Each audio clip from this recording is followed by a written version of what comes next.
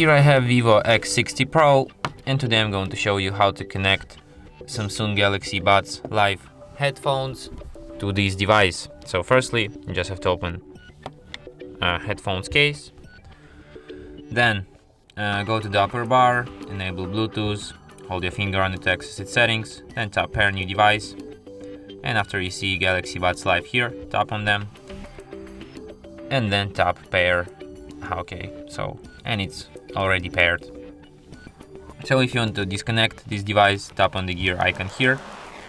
You can just disconnect it, or you can forget it, like forever.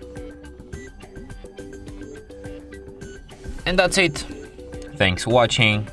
If you find this tutorial useful, don't forget to hit that like button and subscribe to our channel.